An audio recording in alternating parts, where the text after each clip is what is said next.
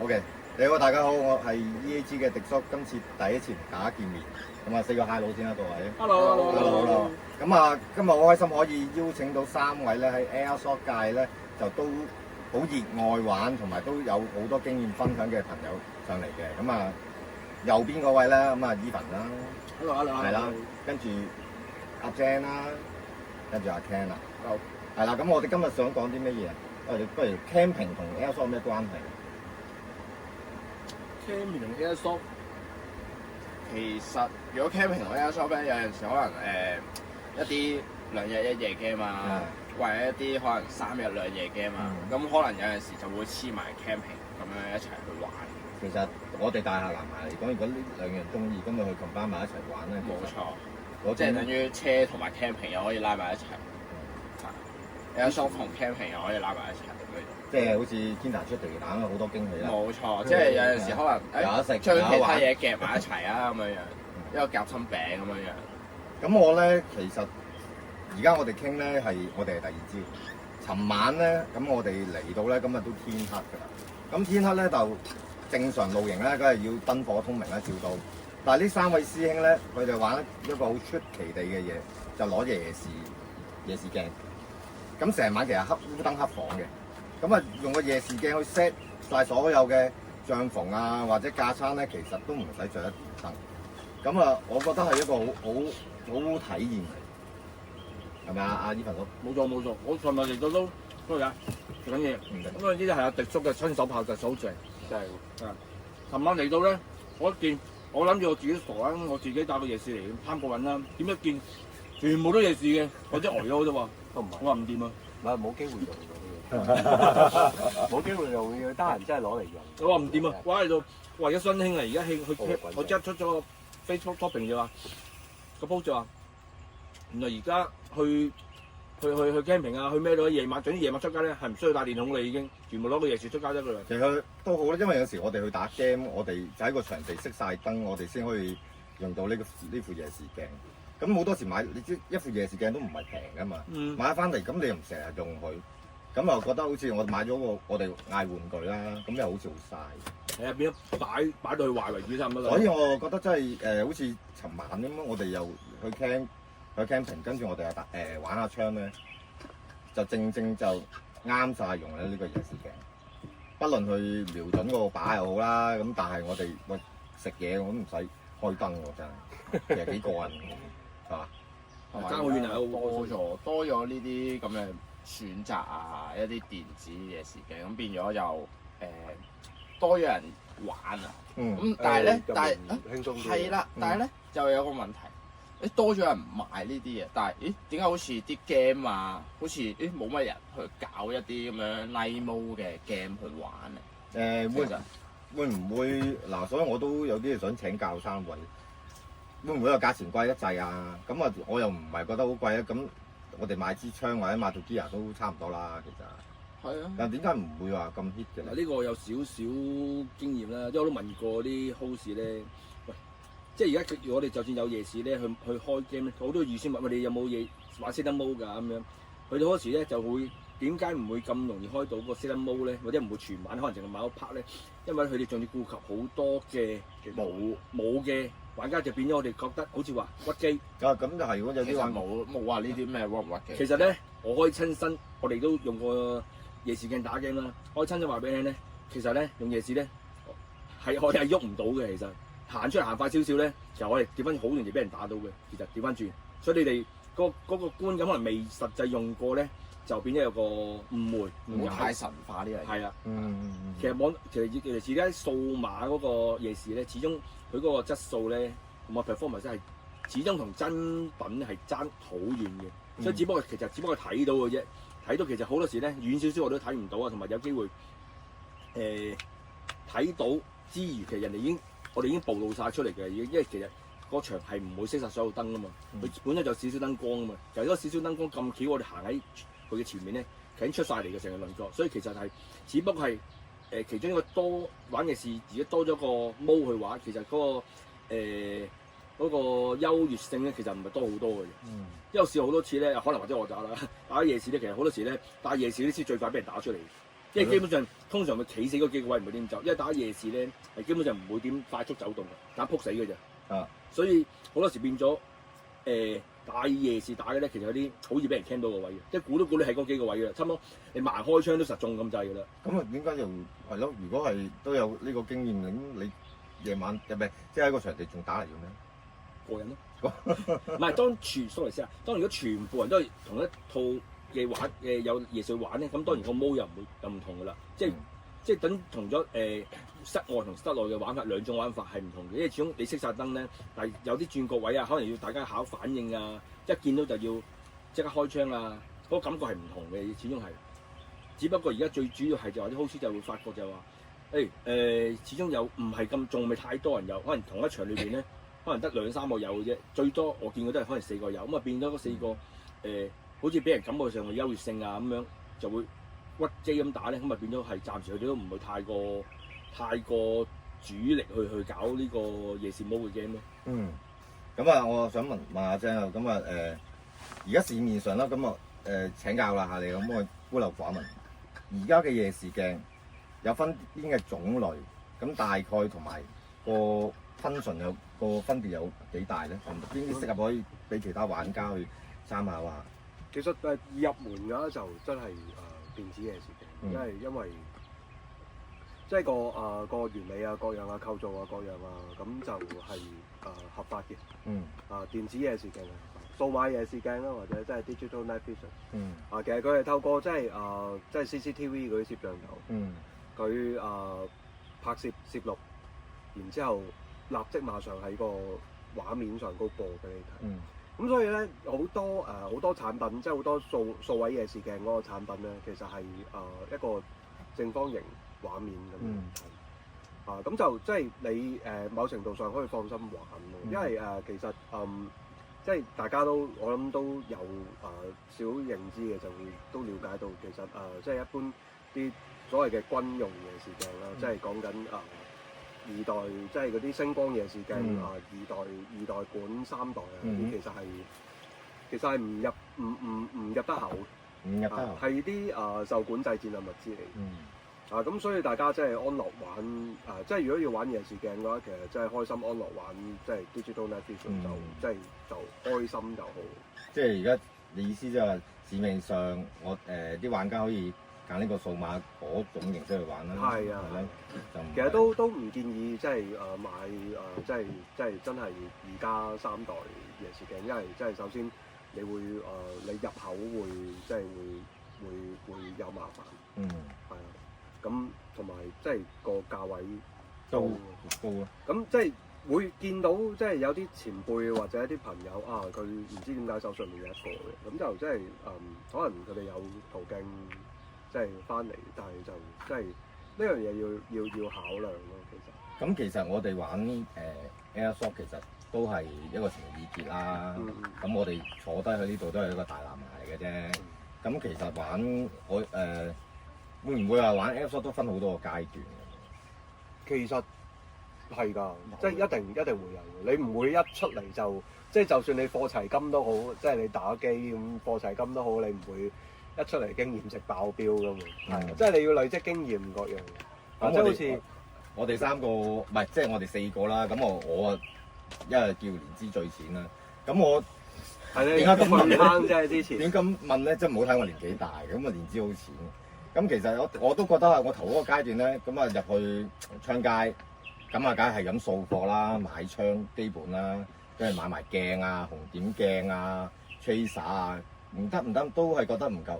咁啊個人裝備啦、褲甲啊、頭盔啊、眼罩嗰啲，咁啊重架生。跟住當我第一次落去打 CQB 嗰陣時咧，就已經 feel 到個體驗好似有啲嘢唔同。咁我點解咁講咧？我發覺其他玩家唔係喎，其實佢哋好輕便。咁我記得我第一次打 CQB 室內嗰陣時，我仲要揸住 VFC 416落去。咁啊打完嗰其實幾彎啦，我覺得好攰嘅已經係。所以後尾會唔會轉化咗第2個階段，將自己嘅架撐裝備咧輕量化咯？如果咁講啦，蘇先生，你已經算轉得快㗎啦。有好多咧，直情咧係我唔知係咪叫嗰啲叫忠實派定咩咧？係玩到好耐，最後尾咧佢都係堅持揸長火啊、full gear 啊、克服係啊。我記得上次有一次我撚咗個 friend 咁啊，即係年長啲嗰個咧，佢真係嗰支 AK 好鬼重，有冇3 kilo 嗰啲嘢？有都唔出奇，不過睇嗰 AK 沉咯。係咯，3 kilo，跟住佢啊成身嗰啲甲咧又，我見哇做個叔叔嚟喎，即係我嗌叔叔喎，咁樣諗下個年紀，佢都係好堅持揸住支長嘢去走去打。冇㗎，sorry 啊！如果你話打 game 有冇啲階段分咧，其實簡單啲分咧，其實都差唔多全個 game 界裏面有個共識就話咧，分幾個時代嘅啫。BB 時代就啱啱入坑，哇全身美軍啊，着晒上身啊，有咁多着咁多啊咁樣。好啦，跟住中段咧開始，咦就真係好似你咁啊，發覺咦嘢多咗喎。係啊，就甩緊啲。第三段咧就開始再自己去襯啲啱使自己用嘅嘢。可能今晚可能原裝初初入坑裏面嘅4分1嘢係新嘅啫。到最後階段啦，因為可能我哋比較玩耐啲咧，兼懶啲咧，就直情可能掛咗彈夾，咩整把風扇仔吹住自己啊，要把自己風扇吹住自己，咁啊揸支手槍咁啊落場㗎啦。而家所以有時嗰時落場，我點解有時着甲咧，有時着薄甲啊？點解咧？驚俾人打痛嘅。其實裝備咧基本上係唔使着晒上身嘅。係啊。同埋而家我已經好多年咧落打室內咧唔用長火，因為太重。我最多未你哋嗰支 SR9，打2場之後，我都真係放翻咧，都攞翻支手槍。SR9喎，其實你已經係好輕㗎，已經好輕㗎啦。打得嫌冇重，都係擺翻低，係咪先？咁你嗰支仲好似係 AG 82飛嘅，咁其實 G 版嚟嗰個。但係問題咧，已經幾多飛數對我嚟講咧，已經唔係話最多攞2隻夾嘅啫。但係問題咧，嗰支對我嚟講咧，真係重。哇！咁你呢個階段係咪去咗神級啊？要求好高喎。係懶神啫。懶神。同埋咧，我而家都講多少少咧，我而家好多 friend 都知㗎。我而家咧有時打室外咧，係有個習慣㗎啦，係由開場個 game 直至到完場，我都係唔會離開個起點5米嘅。有乜依喐咧？養生啊，開始。係啦，有乜依喐第一時間咧，行埋少少我都話，出去坐㗎。係啊，我發現你好耐，我同你打你全部咧開頭喺個山坡嗰度咧，你都係嗰5米範圍裡面，佢都唔喐㗎。係啊，夠㗎啦。你哋都嚟，你嚟唔到，我等完場㗎啦。好，你咁講，我啱啱同你打嗰時咧，我仲要衝住佢嗰隻咧，跟住仲要殺到人嗰陣時，嗰下先開心喎！我第一次我殺到8隻啊咁樣。而家志在開下槍㗎咋，志在試下槍㗎咋，基本上一日殺到2、3個已經好開心㗎啦已經。又有我企咁厚呢啲，俾全部啲人殺晒啦已經。有時可能同成班 friend 啊咁樣，圍埋吹下水啊咁樣咯。但係都係啊，好似大家有共同話題，好中意嗰樣，其實已經好開心，我都覺得。咁同埋有好多即係層面上都有其他嘅，即係你話可能除咗裝備上嘅更新啊upgrade 啊咁樣，咁可能其實咁我哋係操控緊一支玩具咁樣，因為自己支架撐啊咁樣，咁又會有少少啲技術層面上嘅要求啊咁樣，可能會去啲唔同嘅地方去學下嘢啊咁樣，去了解下咦點解會咁樣做啊？有咩原因會係咁樣去行呢一套嘢啊咁樣？咁佢可能請教唔同嘅師兄啊咁樣，可能阿 Jan 啊，或者可能The Base 啊一班師兄啊咁樣，會有呢啲咁嘅樣要求咯。有陣時即係去接觸一啲唔同層面嘅嘢，即係可能我哋去打 war game 咁樣，但係有陣時我哋都會去玩下 The Base Marksmanship 啊，即係射下啲靶啊。但係其實兩樣嘢係冇衝突嘅，都係玩緊粒6mm打咁樣，係啊，咁就唔需要話太過介懷war game 啊咁又其實我覺得就其實都係圍繞住粒6mm 膠粒玩啫，所以有時即係我哋開玩笑就係玩粒膠粒啫嘛，喺度派膠粒，我派俾你，你派俾我。咁我好似尋晚咧，我咪同你傾咧，你咪分享咗，除咗我哋去玩槍去射。咁啊，可能會有個策略或者啲裝備嘅要求。咁有一樣我就好想提問嘅就係，你分享咗我哋個慣性動作，其實我哋玩耐咗係有要求，即係個慣性，譬如我哋換甲啊，或者係轉唔同嘅方向，可能右邊、左邊，我哋即刻轉咗呢啲咁動作，其實去到而家你哋呢一刻咧，你點睇啊？點睇？係咪一定要定還是隨心咧？你可以唔需要嘅。入到場嘅時候就未必生存到咁耐。我就係話係啊有啲慣性仲有其實係訓練咯，即係自己我哋話即係稱呼呢個叫 war game 啦，即係文雅啲可能即係對戰遊戲啊各樣。咁其實外國有個即係稱呼係叫 survival game，survival game 自己生存。咁你令到你自己，你令到你自己生存嘅時候，就係要有啲求生本領喺你，即係其實個世界弱肉強食㗎嘛，即係喺呢個植物鏈金字塔裏面，即係你係究竟係第幾層嘅？即係你如果係即係你個求生能力強，咁你咪會即係生存到。或者甚至乎係即係同你啲 partner、buddy， 即係 teammate， 會係即係更加強大咁樣係即係一個點樣講啊？即係大家一齊即係企出嚟嘅贏 enjoy 呢個 game 咯。係咯，但係我發覺近年我哋玩 Airsoft 喺香港嚟講，真係好似沉澱咗，係咯。咁以你哋玩咗咁多年，見到好多唔同嘅階段，咁你覺得？我哋點樣去將呢個咁好嘅活動咧，去即係推介多啲朋友去玩加入翻？因為我記得好多年前槍街真係好興旺。係啊，即係集齊人馬，跟住去打個戶外，可能真係即係冇位拍嘅，真係要排晒隊咁樣。幾條街排幾條街。但係而家好似冇晒呢啲玩意。禮拜日冇咗啦，而家。係啊，真係冇咗。即係可惜咯。同埋又 keep 到，好似你哋 keep 到嗰個。玩呢個活動咁耐咧，其實都好難。冇，真係興趣，你嗜好，你生活周邊即係都會不停咁留意住呢樣嘢。咁即係比如即係有新事物會即係會了解啊，即係覺得有興趣嘅，覺得中意嘅會買翻嚟即係體驗啊各樣，繼續玩落去。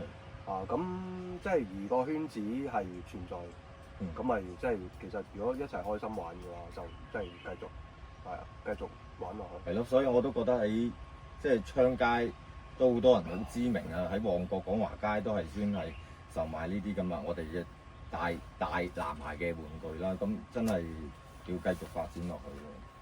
以前昌街都幾出名，即係哇香港而家好多有條街喎，擺晒國內嘅同胞都會落嚟昌街去睇啊。係啊，即係朝聖咯。朝聖好多啲 social media 都特登走去拍昌街啦。朝聖。唔係，其實好多個外國都有好多。係咯，好多個 YouTuber 佢哋都有拍過介紹過嘅。好咧，而家國內又有香港，你話而家係少咗人打咧，咁真係事實嘅。咁我自己感覺咧，就而家周邊其他嘅活動嘅興趣活動咧，就多咗好多啦，再比以前。其二咧，而家可能算係我諗新生代嗰啲，或者我哋叫後幾代嗰啲 gamer 啦。佢就算中意槍，可能真係整個 VR 去打就算啦。咁睇。因為有啲 gamer 都問吸收維他命 D， 呢個唔係 E 咩？嗰啲 D M 啊嘛，維他命 M 大家要㗎啦。咁即係問我都有啲團咧都話，喂，點解我哋搞咗一次 outdoor 就冇晒聲氣，唔再搞啊？或者搞好耐，見到啲 group 裏面咧講咗好耐，搞，但係搞嚟搞都冇咧咁樣，都問翻啲主要係兩個原因嘅啫。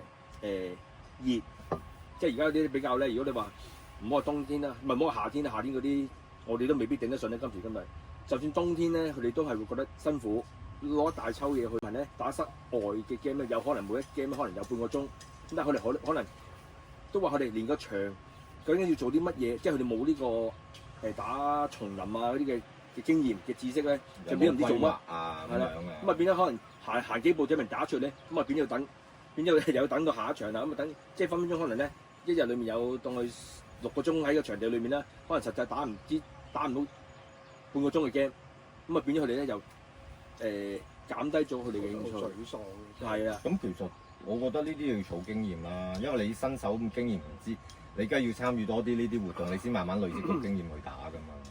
嗱變咗佢哋而家就係話咧，佢哋嗰個室內咧就第一方便啦，交通方便，有冷氣，有冷氣，雖然而家唔使曬，係又唔使曬，爭好遠，即係同埋佢哋話，我貨都金上到嚟。擺個嘢，咁開波啦，唔使等齊人啊，又要搞咁多嘢，因為如果其實室外好多時都唔係10零人搞掂啊，分鐘係20幾30人啊，就係 check 槍咁揾人翻嚟 check 槍，已經有一段時間啦，咁啊變咗可能佢哋又覺得性價比唔咁高啦，同埋最主要咧，佢哋都覺得辛苦熱，即係問我好多都話，哇夏天好熱啊！頂唔順啊，冬天都頂唔順啊。同埋最主要佢冇應該話冇咁而家冇以前咁多嘅室外團俾佢哋參與去磨練佢哋嗰個 delete 個 skill，咁啊變咗佢哋根本即係佢哋都其實我哋嗰次都睇到佢帶住一班玩好多年室外嘅團體一齊去玩，佢哋真係完全係喺室外咧，佢完全真係唔知自己做乜嘅，即係甚至佢哋我哋話明俾佢聽，我哋有 star 牌會打埋嚟嘅，直至到我哋去到佢哋面前，佢哋都仲係未有感覺，唔知即係隔波咗隔張台咁遠嘅咋，佢哋都仲。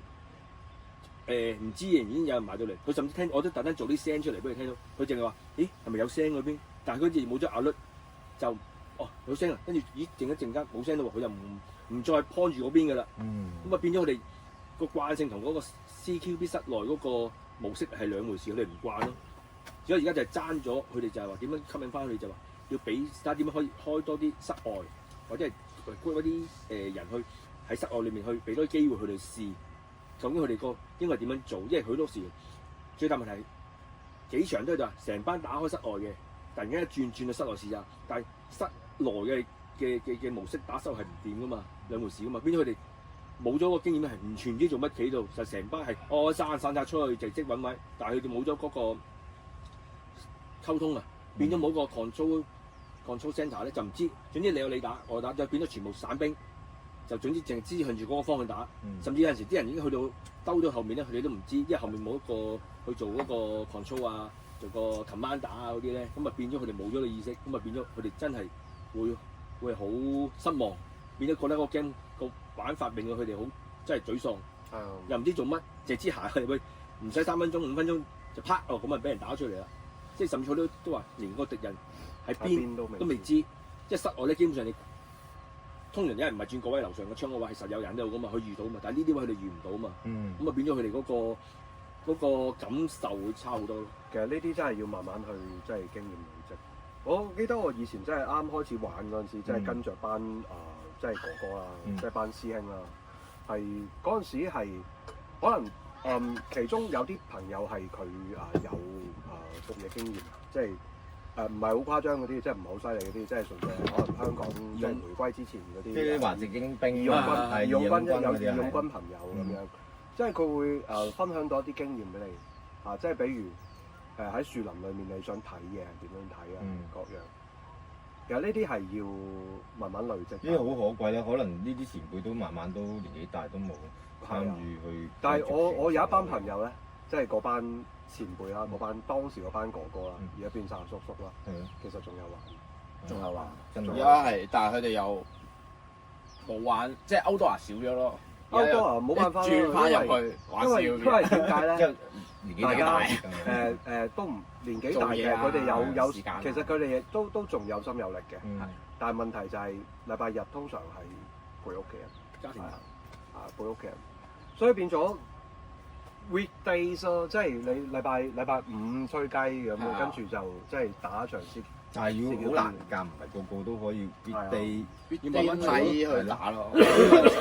要組一隊，即係好香港好多朋友去玩咧，真係好難得去組多隊相近個生活模式啊，或者個時間啊夾得埋，同埋自己嘅 gear 玩嘅方式啊，要係相同都好難夾。所以我覺得好可惜。以前都有，仲早幾年都仲有幾團咩星期三戰隊啊 ，Wednesday 嗰陣，即係啲閒日行一軍嗰班咯，驚我哋都一齊玩。我覺得行一軍嗰班而家都冇晒咯，冇晒啦。咁啊，你我知道有啲想出翻嚟打嘅，但係就可能要等要等個小朋友大個少少咁樣啊。講緊你啊，師傅嚇。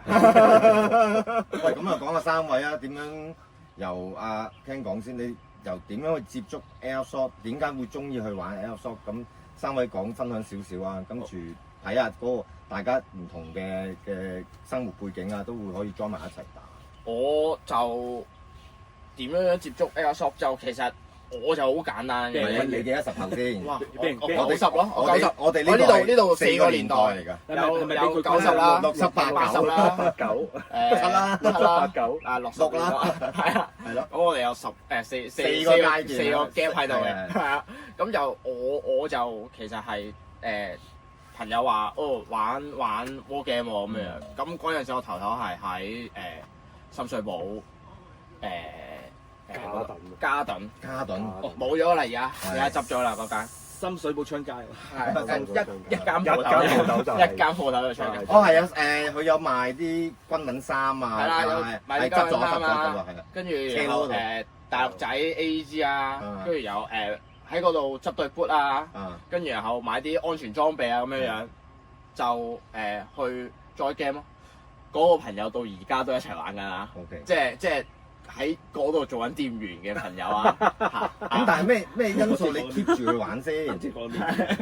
咩因素 keep 住去玩先？因為真係中意咗啦，真係 group 到一班朋友啊，就大家有共同興趣去吹水，咁同埋大家追求嘅嘢都咁上下 OK，即係唔係話有陣時個理念都好緊要嘅，即係大家志同道合，即係 keep 到同一個理念去行嗰樣嘢，其實都爭好遠。即係呢個係難得嘅，呢個係難得嘅。即係你做到咁多人都有，大家有同一個意向啊、興趣。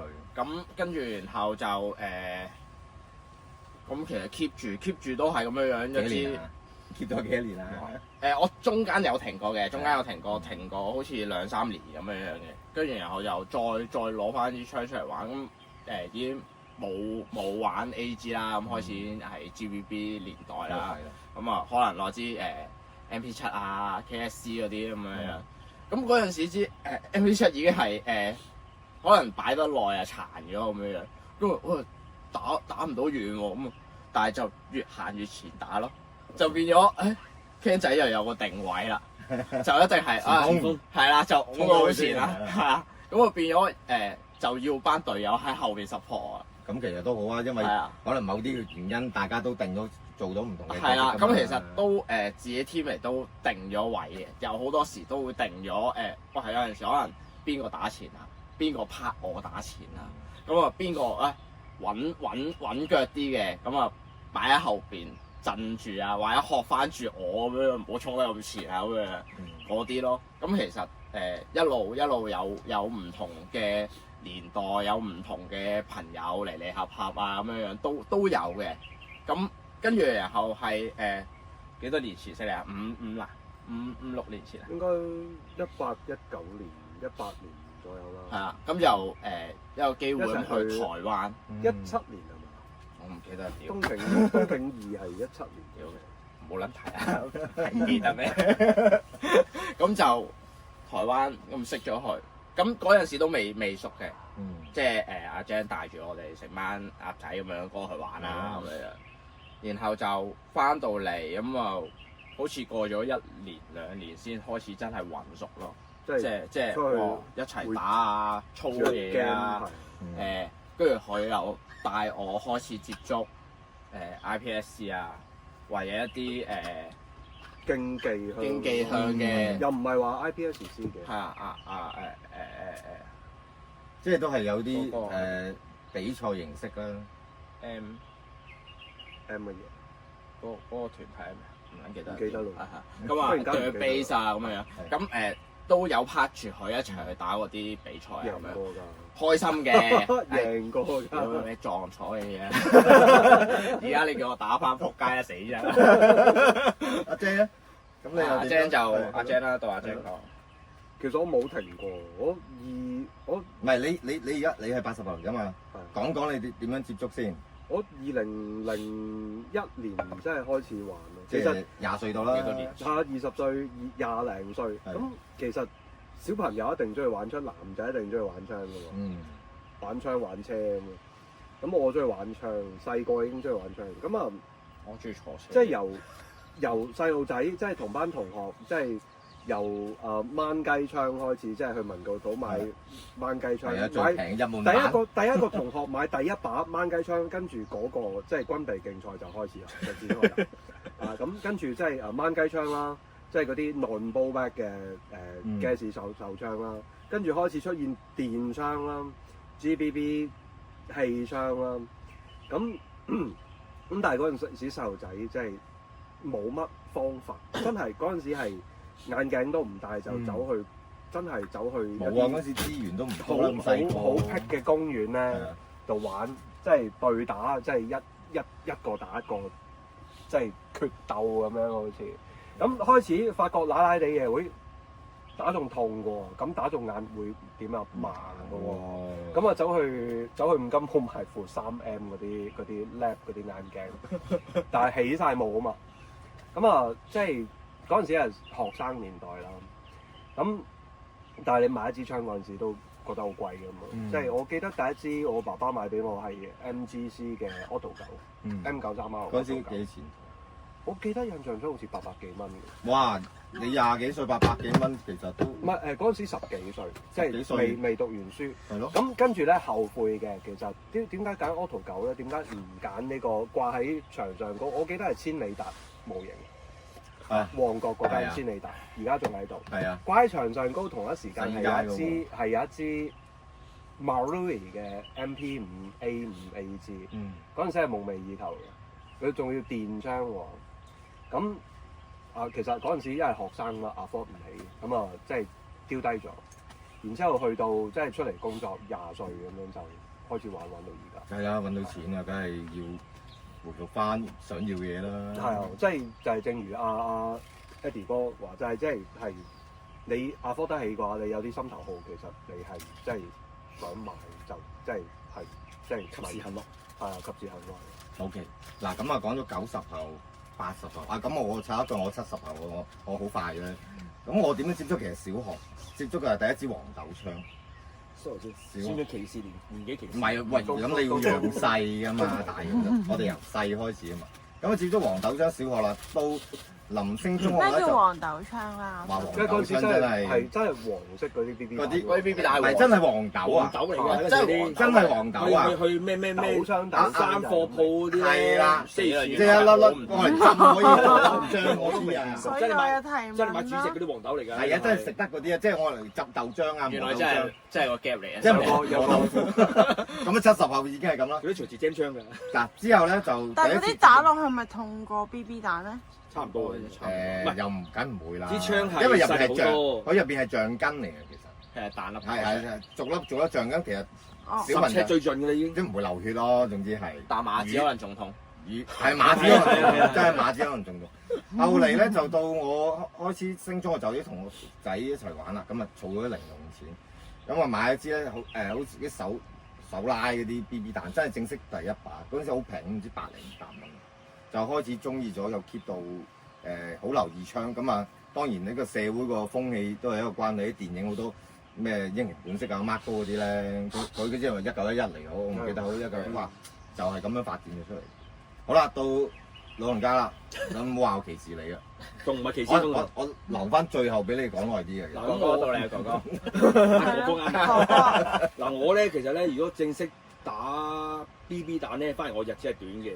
因為基本上我係應該算係香港第一代打乒乓嗰陣時開始嘅。嗰陣時喺大埔嗰邊上面山頭，可能有啲比較年長啲人咧，就應該知邊個位置嘅。咁嗰陣時有個什麼美國咩退役陸戰隊諸如此類咧，就開咗個 game club 喺嗰度。咁佢嗰度就主要打乒乓，嗰隻乒乓就色彈。個色彈咧就會係。同 BB 彈係完全兩回事嚟嘅，槍款彈同佢個 Mega 先都係完全兩回事嚟嘅。咁玩咗嗰度都玩咗6-7年，跟住佢個場地咧就冇做啦，冇做之後就跟住我就停咗嘅。其實間中係玩過1-2次 BB 彈嘅啫。咁停咗，我諗停咗都有坐底冇8年都7年咁上下㗎啦。跟住到開始香港興起嗰啲收費嘅戶外場地，嗰陣係幾多年前？你真係冇問我，真心唔記得，真心唔記得。咁喺跟住其實咧，即係嗰陣時跟個 friend，喂去玩下啦咁樣。嗰陣時我連電槍都未有嘅，都係玩住租槍或者揾朋友借住先嘅啫。咁喺去到場裏面有一次咧，就撞翻個乒乓嘅朋友。咁撞翻乒乓話：喂，一齊玩 BB 彈啦咁樣，跟住先至再開始玩翻呢個 Airsoft。咁啊玩到而家，我諗都20年啦，斷做。即係而家喺 Airsoft BB 彈呢邊15至20年到啦。但係我以我所知你咧一路你玩翻Airsoft 之後咧，其實你有個倉嘅喎，你好多槍喎，靚槍。有邊個屋企唔係？個個收埋啦。不過只不過屋企細，所以要租個倉擺咁解啫。有冇計過你自己而家有幾多支槍咁樣？嗱，而家最新估計啱啱傳咧上倉執過啦，即係之前都送咗炸吹俾人嘅嗰啲，即係嗰啲。你送俾我啊嘛？嗰時未識你嘛。哦，而家就應該頭尾十支長就6支短到啦。嗯， 10支都夠玩啦。好，其實嚟都有1-2支嘅，其實嗰啲係我唔知點樣處置嘅，最後尾我都係講嗰句，我都係好中意深水埗，即係呢支真係我最愛嘅槍真係。嗱 N 記咧，我係忠實用家嚟嘅，我差唔多有70槍就係佢槍嚟嘅。阿老細，認住我啊！我 attach 埋嗰個你個牌子嘅啦 Norfolk 嘅。啊，喂，好啦，今日都我哋都討論咗好多啦，咁我哋會繼續搜集多啲話題，邀請多啲朋友上嚟去分享多啲關於香港 Airsoft 嘅興衰事。咁啊，下次見。好，拜拜。拜。